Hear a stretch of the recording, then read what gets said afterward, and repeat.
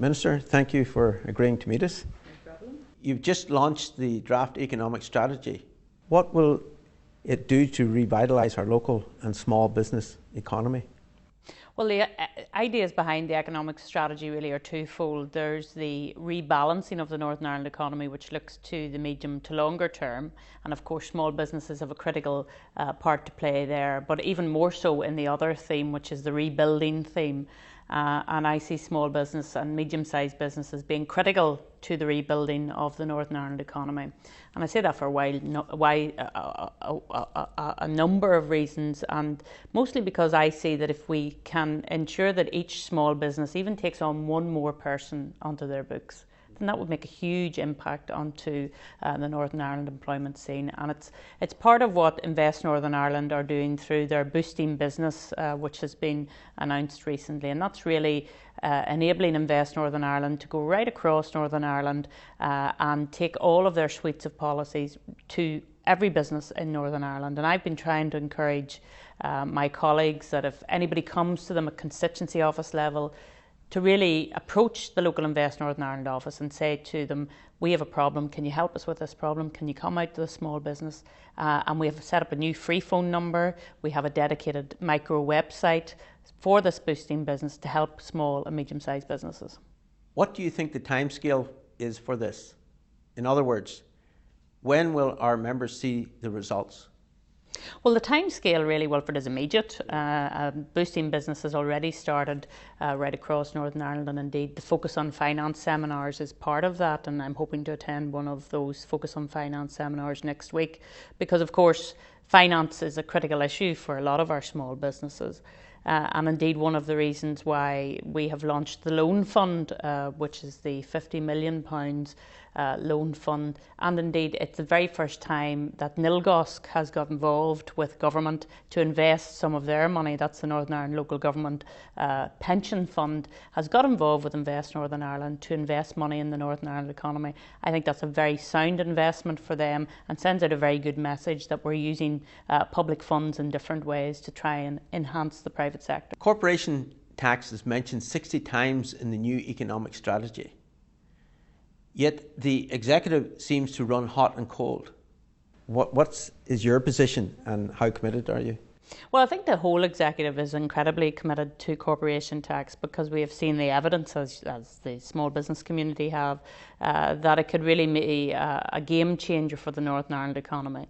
And I know the members of the Federation understand that it's not just about big business, it's about small businesses as well, because if there is the corporation tax benefit to Northern Ireland, then we will see a lot of the smaller companies become suppliers to the bigger companies, and there are great opportunities then for those companies. So we are very committed to corporation tax. Obviously the discussions are still ongoing in relation to the cost of the corporation tax, and we will have a meeting in London about that, in Northern Ireland actually, with Treasury ministers before Christmas. So we're looking forward to that meeting to actually get down to the nuts and bolts of it. What examples from overseas are being examined which would benefit the Northern Ireland economy?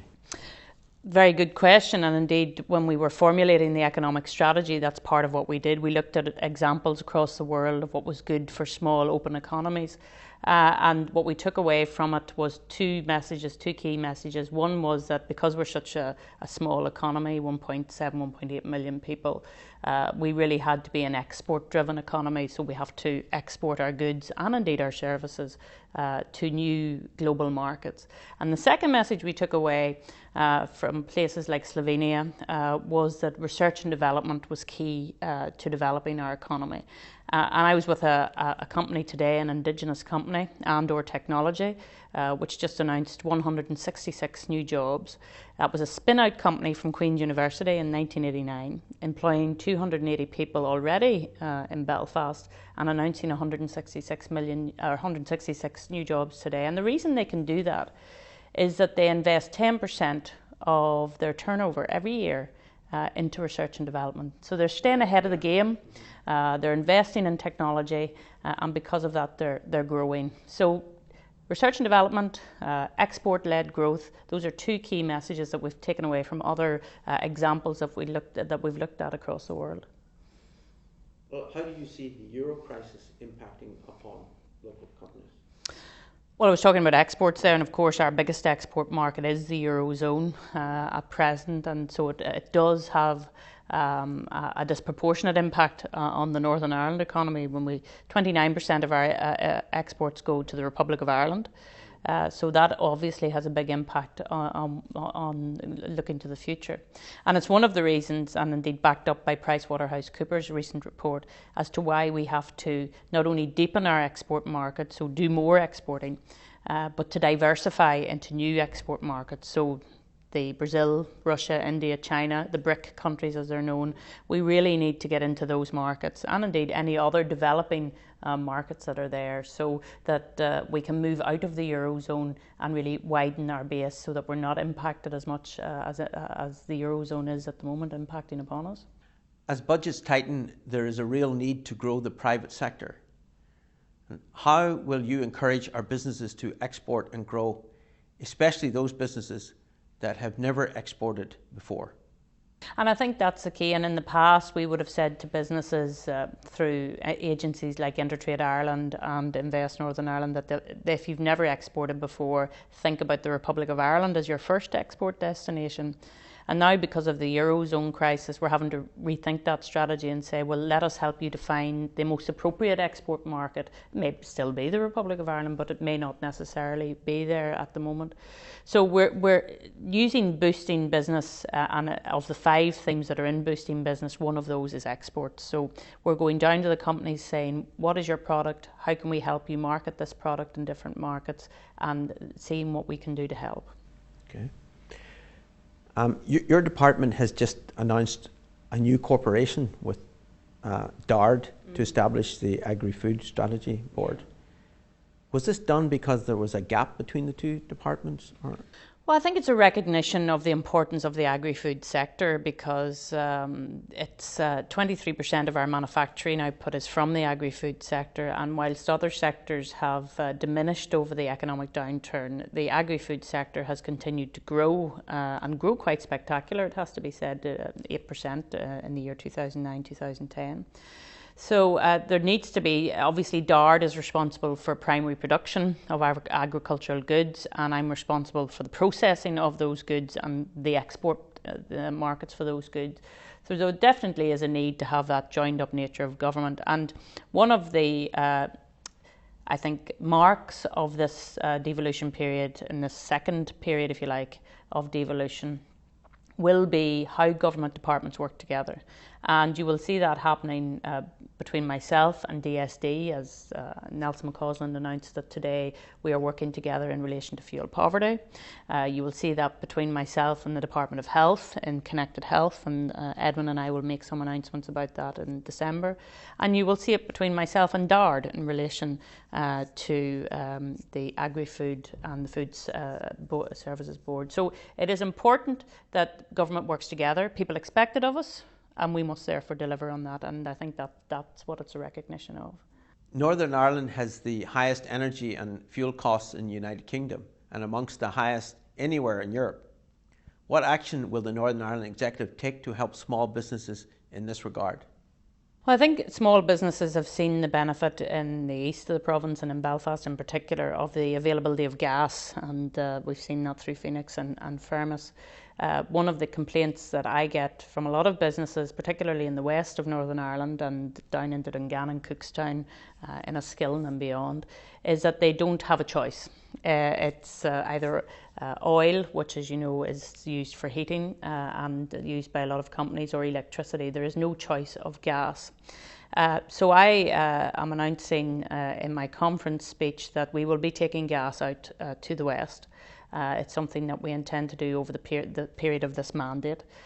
We will be taking gas to Dungannon, Cookstown, down into Enniskillen and up to Strabane, as well as to the other towns that are not covered, in Saintfield, which are not covered currently by the licence. And I think that will be a tremendous boost, not just for businesses and small businesses, but actually bringing a lot of people out of fuel poverty as well, right across Northern Ireland. So it's a good piece of work, and if I may so, it's also government working together again, because whilst fuel poverty sits with Nelson McCausland, I can help with the gas network as well. So it's a good piece of joined up government. Clearly that could mean more jobs. I think it will have major implications for employment because people have come to me from those areas and they're very concerned about their energy costs and the fact that they are becoming a growing part of their overheads from year to year. And they've been talking to me about what can they do and the possibility that sometimes some of them may have to move to other places where they can get cheaper energy costs. So I think it will, first of all, sustain a lot of jobs in the west of the province, which is obviously something that I would very much want to support. And obviously when we're constructing the gas pipeline as well, there will be a lot of construction work in that, and I very much welcome that, given the fact that the construction industry is having such a hard time at present. Is there a timescale for starting and Well, finishing? certainly we're hopeful that and as you know, with all of these planning things, it takes some while in the process of getting it to a stage, but we're hopeful that it will start by 2015. Turn to one of your other areas, tourism. How can small businesses like Guesthouse, especially in rural areas like the Sperrins, benefit from the big signature projects like Titanic or the Giant's Causeway? Yeah. Well, I think next year is going to be a tremendous year of opportunity for Northern Ireland with 2012, because what we're doing is we have 7 Tier 1, as we're calling them, events to draw in tourists from right across the world into Northern Ireland, and they may be the Signature Project and the Maritime Festival of Titanic, or the opening of the new Giant's Causeway Visitor Centre, and then moving into 2013 with the United Kingdom City of Culture up in Londonderry. But I was actually up with the Sperrin Tourism Limited company very recently, and we were talking about how Sperrins and areas like the Sperrins could benefit from those big events that are happening in Northern Ireland. And it's about signposting people to come to those areas as well, because when you visit a country, what you're looking for is information, where to go and what you can experience and all of those things. So there's about the signposting. But more than that, as well as the 5 signature projects which we have in Northern Ireland, we now have also 9 tourist destination areas, of which the Sperrins is one, Fermanagh Lakelands is another, Strangford Lough is another. And what we're doing is really saying that those 9 destinations need to work on their own, but also together to get the marketing up for tourism right across Northern Ireland. And if 2012 is to deliver for everybody in Northern Ireland, then everybody needs to work together to really get that message out. One of the main areas of concern that is repeatedly highlighted by our members is delays in the planning process. Now, what can the executive do to speed up the planning process? And that's absolutely right, and it's an issue that's raised with me time immemorial right across Northern Ireland, whether it's wind farms or small dwellings in the countryside or whatever. People complain about the speed and efficiency of the planning service. And I was in Scotland on Tuesday and Wednesday of this week, and I was with the planning minister in Scotland, and he was saying people much prefer a quick no than a protracted time when it may be a yes or it may be a no. And I absolutely agree with him. What we need to have is a situation where if you're not going to get the planning permission, tell the applicant that you're not going to get the planning permission quickly so that they can move on and do something else. What I think is wrong about our planning system is that it can become a whole protracted length where you're asked for environmental reports or reports on newts or all of these sorts of things, and it becomes a long process, and at the end you may even get a refusal after all of that. So what is important is efficiency in the planning service and effectiveness. And I think in the economic strategy we will see that and it's the strength of the economic strategy that it's not just my strategy, it's a strategy of the entire executive, and so the DARD minister has inputted, the DRD minister has inputted, the DSD minister has inputted. So it all comes together in the economic strategy, and in that you will see that planning and infrastructure works as a key element of any economic strategy moving forward. The Barnett report called for the establishment of a small business forum. What are your plans for establishing this body? Well, I think that the Barnett report was a critical piece of work for both myself and DETI and Invest Northern Ireland. And what I did was set up the Economic Advisory Group, which advises me on economic policy. And that has worked very, very well, I have to say. And the view I take is that I speak to the Business Alliance, I speak to Federation of Small Businesses, and I get the views individually, because I found with the Economic Development Forum that it was a very unwieldy forum, and it was very difficult to hear the real views of people around the table. You were dealing with one specific issue and you weren't really getting to the grips with what really mattered to the FSB or what really mattered to the CBI or the IOD. So I actually believe in bilateral meetings, and I've always made myself accessible to any of the business organisations that want to come and see me. I don't think I've ever turned down a meeting with any of them. And I think that's the benefit of devolution, the fact that we are accessible, the fact that we can meet very quickly, and that we can be flexible in what we do. And that's definitely a change from what happened in direct rule. And I know that from my own experience as a constituency representative, when getting a meeting with a direct rule minister was a thing that took a long, long time. Thank you, Minister, for talking to the Federation of Small Business in Northern Ireland. Thank you, Wilfred.